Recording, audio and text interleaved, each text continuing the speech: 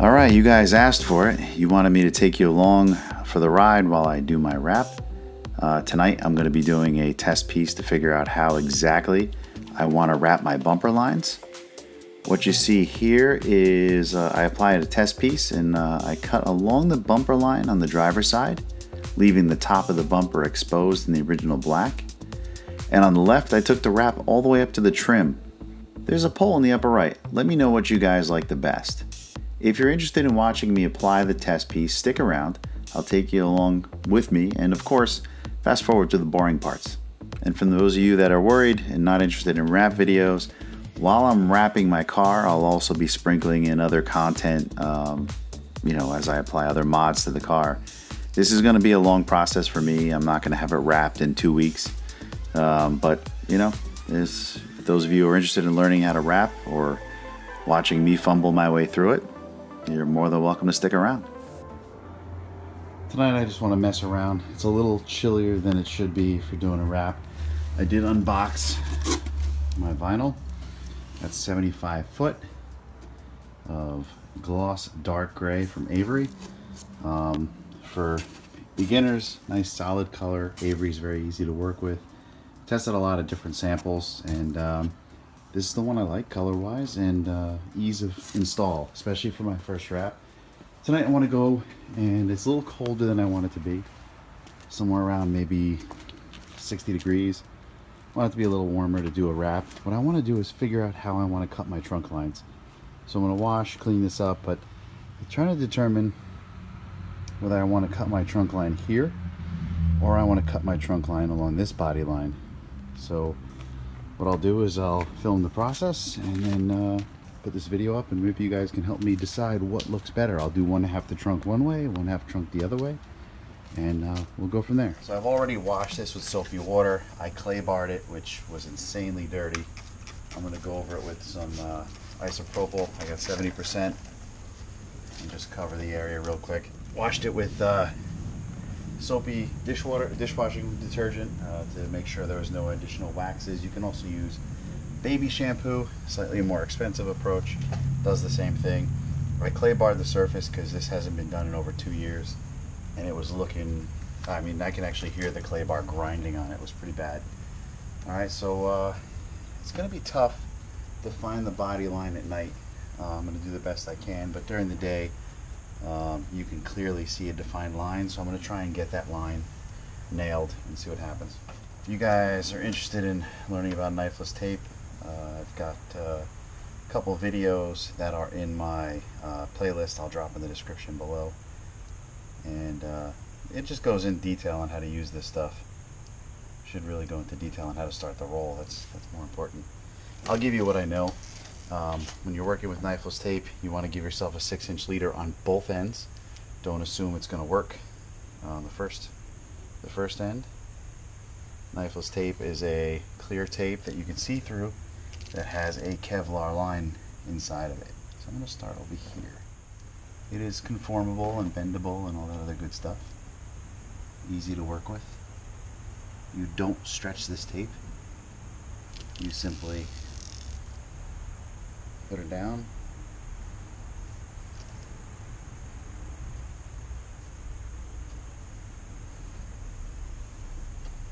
That's it. That looks like a good line. Now I'm going to cross this line up here and meet up with the body panel here.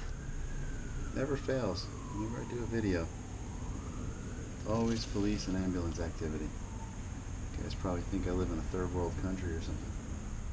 Leave that 6-inch strip at the end. This stuff is a little costly, but the amount of time and patience it saves you when not having to worry about cutting on your car is it's worth its money. I'll drop a link to this stuff in the description below. It's super easy to play with. You know, after a little bit of experience with it, you'll nail it. Alright, go over it, make sure this is down nicely. So we got body line number 1 that I want to follow, and body line number 2. I think this will give it a more aggressive trunk look, and then I can even follow it up with a pinstripe over the top. I was thinking of doing maybe like a dark orange kind of pinstripe detail, but I don't want to go too overboard. I kind of like the plain changes that I'm going to make, so we'll see. I'll take your guys' opinions. I know everybody's got different opinions about things, so if you got any suggestions or opinions, feel free to share them. Now, because I touched all this area, I'm going to go over it again with ISO. Let's go cut some vinyl.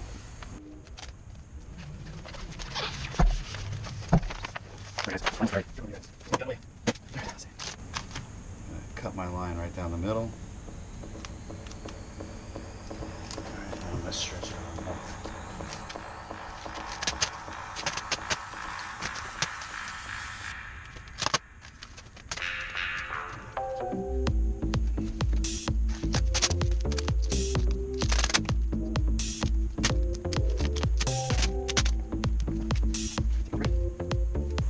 I didn't think about how I was going to end this. I'm just going to leave it hanging. So I'm using a little bit of spray wax as a lubricant. This works out really good on pretty much all of the wraps. Just go down the edge there.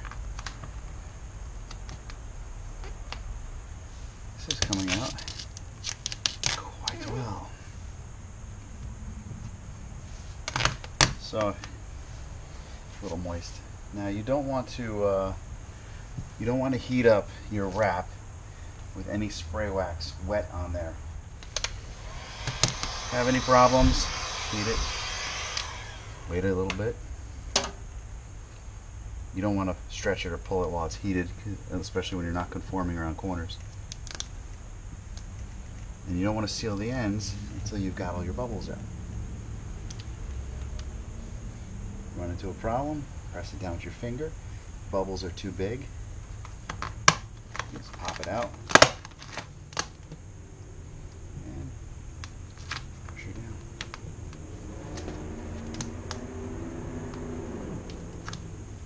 Like I said, bubble, you push it down with your finger. If it's too big, this way you don't run the risk of creasing it. Alright. Okay, my microfiber hit the floor. Be right back. Pretty excited with this color. So here's where it gets fun. I want to make sure we come around the corner nice, we hit the crease, and go up and over. I want to go up and over so I give that knifeless tape a good bond, so I'm not like basically lifting up the vinyl when I do this. I'm going to try knifeless tape. I know you can cut in this seam, but you know, might just be worth a shot.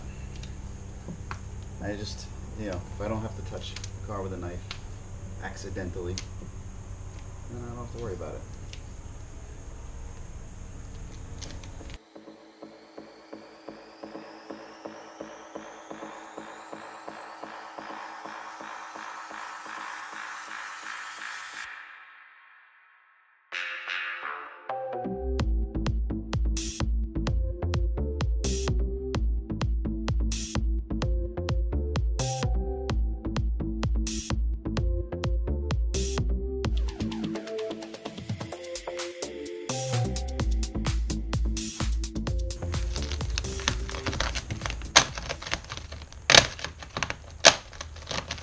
Don't be afraid to pull it out. See, I put my fingerprints in there, like my finger pushes. Bring this back out again. All those finger marks. Don't stretch, just heat. All gone. I needed to get these bubbles out so I didn't crease them.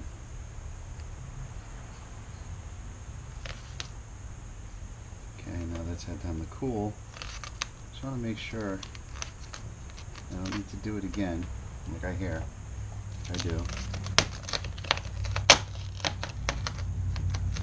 That time I didn't do any finger marks, so we're good. Okay, see there's a bubble there? I don't know if you can see that, but you don't want to squeegee over big bubbles. You want to cut them in half again, and just keep pushing them down until they disappear. Otherwise, if you try and go over them with the squeegee, you wind up creasing them, and then you got to pop all this back up again, which is no joke. So I also like to work from a center point outwards. This way the bubble has a short path to travel. And again, I only need to get up and pass this line neatly. So here's my next body line. I've already passed that there.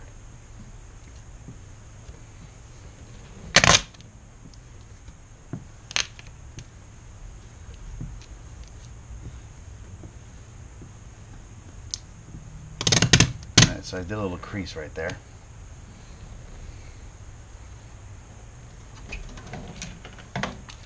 Knock out my heat gun.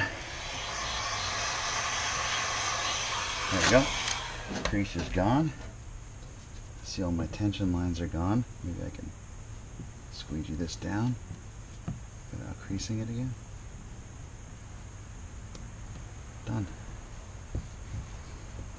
So now this vinyl down here is not perfect. This is the outside of the roll. So I just decided to test with the outside of the roll. Everything looks really nice at this point. There's a couple things I want to do. I want to give this a little cut and then just tuck it under. Doesn't have to be super neat, but I'll try my best.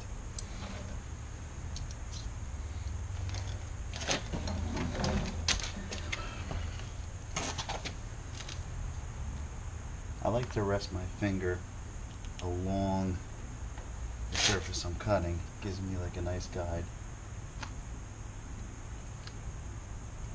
And I also like to cut outwards from the vinyl, because cutting inwards does not work very easily. And this is a very jagged cut here. I think I'm going to have to go over this one more time. Let me start fresh. There we go.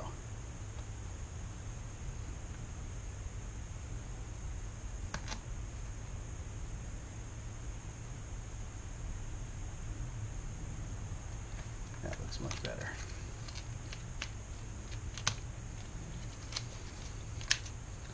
Alright, so we have a recess here. Now, you want to slowly work in the recess with a little heat, starting at the middle and working your way out.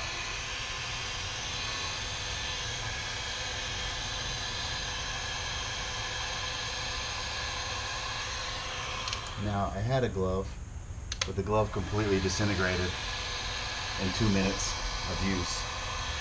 Okay, so corners, you want to work in slowly.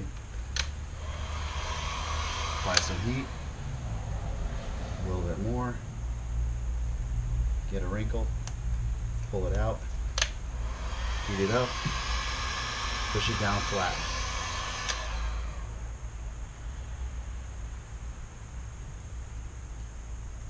You really don't want to rush these, because this is where you make your wrinkle mistakes. Now, when I do the full bumper, I'm going to wrap in here. And this recess isn't too bad, so I should be able to just push it into it. But I guess we'll find out when we do it. For real.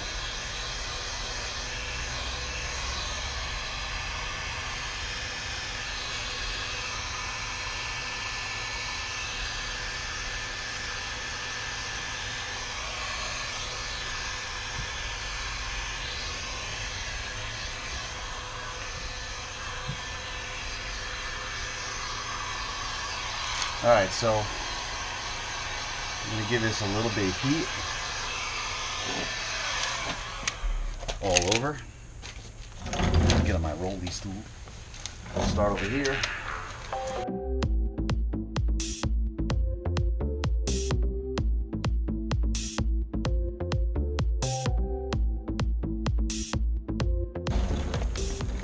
While you're post-heating, you want to keep an eye out for bubbles that appear, and you want to work them out. I got to get myself a glove, but glove will be very helpful in this situation. Don't cheap out. Don't buy a cheap glove kit, because those gloves disintegrate as soon as you touch the underside of the vinyl. I got a recommendation from a friend. I'm going to put this on order, and then if it works out, I'll share that information with you guys. But you need a good glove, because I mean, the glove that I purchased pretty much lasted 3 touches underneath the vinyl, and the whole thing was just like pulling itself apart.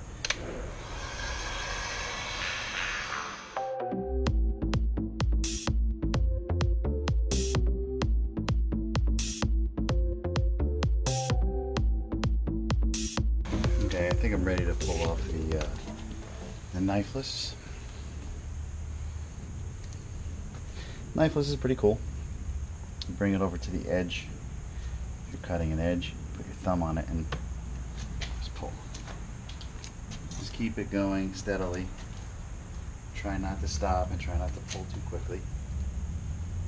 And you're done.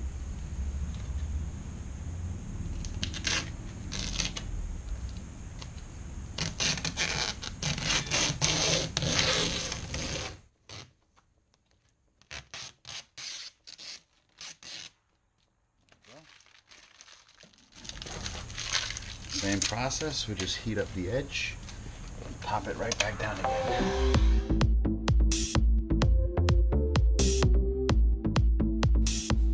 Holy crap, you made it to the end? Hey, don't forget to vote. Got a poll in the upper right. If you enjoyed the content, feel free to gently press that like button. If you're stopping by for the first time, please consider subscribing. And as always, thanks for watching.